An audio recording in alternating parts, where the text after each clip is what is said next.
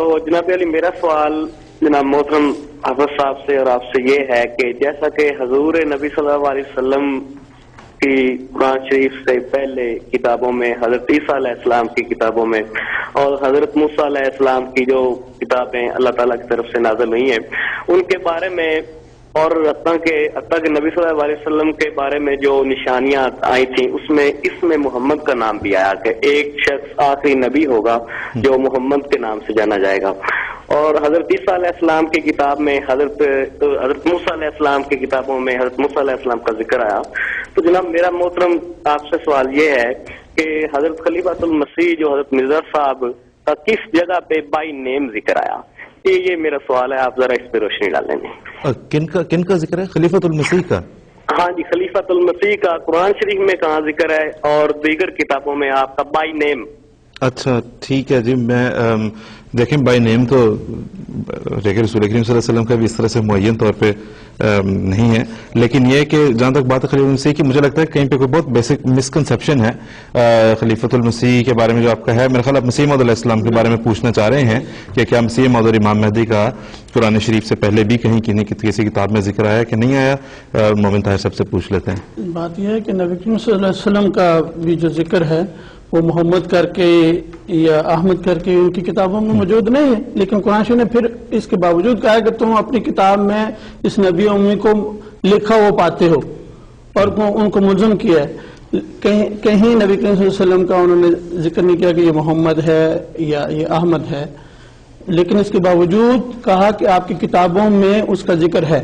اور وہ ذکر بعض نشانیاں بتا کے کیا گیا کہ وہ ایک آتشی شریعت لے کے آئے گا، وہ 10,000 قدوسیوں کے ساتھ آئے گا، وہ فاران کے علاقے میں آئے گا، وہ روح القدس کے ساتھ آئے گا۔ تو یہ نشانیاں بتا کے ان کتابوں نے نبی کریم صلی اللہ علیہ وسلم کی طرف اشارہ کیا کہ فاران جو ہے جو مکہ مدینہ کے درمیان کے پہاڑ ہیں ان میں آئے گا، ان کو کیونکہ فاران کہتے ہیں، اور نبی کریم صلی اللہ علیہ وسلم کی شریعت کی طرف ذکر کر دیا کہ وہ آتشی شریعت ہے، یعنی گناہوں کو جلانے والی ہے، اور اس طرح بھی اشارہ ہے کہ اس کو جنگیں کرنی پڑیں گی کیونکہ آگ جنگ کی طرف اشارہ ہے۔ تو ان اشاروں سے نبی کریم صلی اللہ علیہ وسلم کا ذکر کیا، نام سے ذکر نہیں کیا، موجود نہیں ہے ان کی کتابوں میں۔ دوسری بات یہ کہ حضرت مسیح علیہ السلام کے بارے میں بھی نبی، جیسے حافظ صاحب نے ابھی سورہ جمعہ کی آیت پڑھی اور اس کی نبی کریم صلی اللہ علیہ وسلم کی بیان کردہ تفسیر بتائی ہے کہ نبی کریم صلی اللہ علیہ وسلم نے فرمایا کہ ایک آئے گا شخص ایمان کو سریا سے واپس لانے کے لیے، اور اس کا بتا دیا کہ وہ ایسے زمانے میں آئے گا جب اسلام برائے نام رہ جائے گا، قرآن برائے نام رہ جائے گا، اور یہ بھی فرما دیا کہ وہ کن لوگوں میں سے ہوگا، وہ عربی نہیں ہوگا۔ ایک ہی وہاں شخص تھا جو اجمی تھا،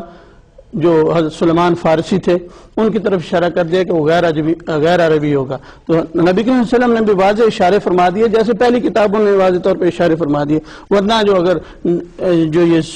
کہتے ہیں کہ معین طور پہ نام ہونا چاہیے، اس طرح کا سوال تو بعض لوگ بھی کہہ دیتے ہیں کہ لا الہ الا اللہ محمد رسول اللہ قرآن شریف میں کلمہ کہاں پہ ہے؟ سعودیہ میں بہت سے لوگ ایسا اعتراض کرتے ہیں لا الہ الا اللہ محمد رسول اللہ پہ، وہ کہتے ہیں اشہد ان لا الہ الا اللہ و اشہد ان محمد رسول اللہ، کلمہ شہادت لا الہ الا اللہ محمد رسول اللہ کوئی نہیں ہے۔ بالکل ٹھیک ہے، ایسے لوگ سعودیہ میں بہت سے ہیں۔ جی بالکل محمد صاحب شکریہ۔ حافظ صاحب سے بھی پاکستان میں پوچھ لیتے ہیں۔ حافظ صاحب کچھ اضافہ کریں گے آپ اس میں، جو ابھی نصر اللہ بھٹی صاحب نے سوال پوچھا ہے؟ جی ضرور، جی نصر اللہ بھٹی صاحب نے میرا نام بھی لیا تھا، اس لیے مجھے ضرور اس میں حصہ ڈالنا چاہیے۔ پہلی بات یہ کہ انہوں نے جو فرمایا کہ حضرت عیسیٰ علیہ السلام کی پیشگوئی، تو حضرت عیسیٰ علیہ السلام کی پیشگوئی قرآن شریف میں موجود ہے کہ وہ مبشرم برسول یاتی من بعد اسمہ احمد، کہ انہوں نے بشارت دی ایک رسول کی اور فرمایا کہ وہ میرے بعد آئے گا اور اس کا نام احمد ہوگا۔ تو وہ احمد رسول کون ہے؟ حضرت صلی اللہ علیہ وسلم کا نام تو محمد تھا صلی اللہ علیہ وسلم، تو یہ احمد حضور صلی اللہ علیہ وسلم کا صفاتی نام تھا۔ اس سے پتہ یہ چلا کہ پیشگوئیاں صفاتی ناموں میں کی جاتی ہیں، جیسے حضرت صلی اللہ علیہ وسلم کا نام احمد بتایا گیا کہ وہ احمد سب سے بڑھ کر اللہ تعالیٰ کی تعریف کرنے والا ہوگا، اور آپ کا نام والدین نے رکھا محمد، تو حضرت صلی اللہ علیہ وسلم کا نام احمد بھی ہے محمد بھی ہے، مگر احمد آپ کا صفاتی نام ہے، اور پیشگوئی جو کی گئی تھی وہ صفاتی نام میں کی گئی تھی کہ یہ صفتیں اس وجود کے اندر ہوں گی، اور آنے والا جو مسیح ہے اس کے بارے میں جب حضرت صلی اللہ علیہ وسلم نے پیشگوئی کی تو فرمایا اسمہ اسمی، اس کا نام میرا نام ہوگا۔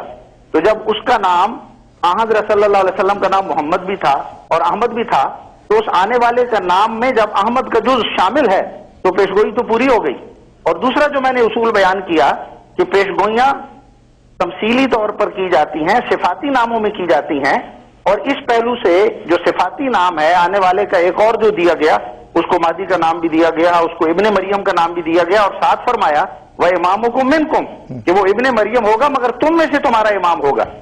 تو تم میں سے تمہارا امام کہہ کر بتا دیا کہ ہوگا تو امت محمدیہ میں سے، مگر ابن مریم کا مثالی یا تمثیلی یا صفاتی نام پانے والا ہوگا. یعنی وہ خوبیاں جو حضرت ابن مریم کے اندر تھیں، وہ صفات جو ان کی تھیں، وہ صفات پانے والا ہوگا. اور یہ دراصل مسیح موعود کی پیشگوئی تھی جو